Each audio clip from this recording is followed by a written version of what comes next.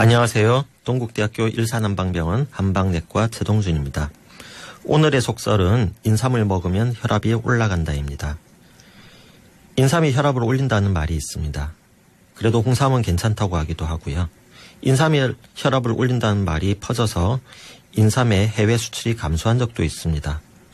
그러면서 다른 나라에서 생산된 인삼은 혈압에 영향이 없다고 하기도 하고요.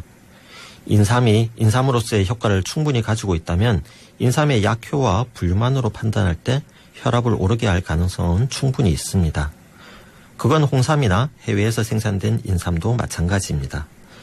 만약 혈압에 영향이 없다면 인삼으로서의 효능이 없는 거나 마찬가지입니다.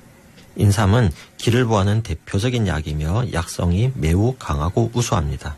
기를 보충한다는 건 자율신경의 기능을 활발하게 해서 에너지를 끌어쓰게 만드는 겁니다. 심박수도 올라가고 심박출량도 늘어나서 혈압이 상승합니다. 이까지가 인삼의 분류로 판단하는 혈압의 영향입니다. 그러면 실제로 인삼을 복용했을 때 혈압이 상승하는가는 좀 더 복잡해집니다. 우선 인삼을 적극적으로 복용할 필요가 있는 분들은 기운이 없어서 혈압이 낮은 분들이 많습니다. 혈압이 높다고 하더라도 몸이 아파 일시적으로 혈압이 올라간 경우라면 몸이 치료된 후 혈압이 다시 낮아지기도 합니다. 실제로 진행된 임상 연구에서도 인삼과 홍삼은 경증 고혈압 환자에서 혈압을 상승시키지 않는 것으로 보고된 연구가 있습니다. 간혹 인삼이 체질에 맞지 않는 경우가 있습니다.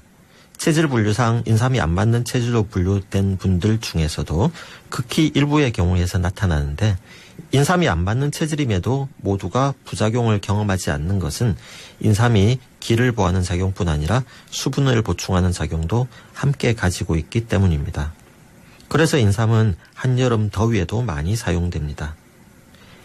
간혹 부작용이 나타날 때는 인삼을 복용하고 나서 열이 오르거나 머리가 아픈 경우가 있습니다.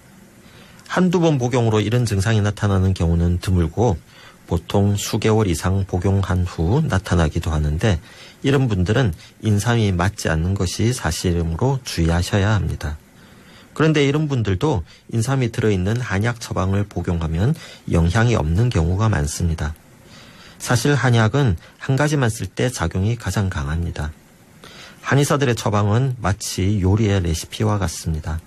따뜻한 약을 쓸 때도 열을 제어할 수 있도록 적절히 찬약을 배합하며 약재들끼리 적절한 조화를 이루도록 조절합니다. 한약재 때문에 인체에 나쁜 영향을 미칠 때 많은 경우는 처방을 받은 약이 아닌 때입니다. 한약재제는 주위에서 쉽게 채취하거나 구입할 수 있기 때문에 상식적인 지식만으로 무분별하게 복용하다가 건강을 해치는 경우를 많이 보게 됩니다. 그건 양약에서도 마찬가지입니다. 여러 병원에서 중복해서 처방을 받고 횟수와 복용량을 지키지 않고 복용하다 건강을 해치기도 합니다. 양약이든 한약이든 복용은 해당 전문가와 상의해서 결정하는 것이 안전합니다. 내일은 한약은 오래 먹어야 효과가 난다는 내용으로 말씀드리겠습니다. 감사합니다.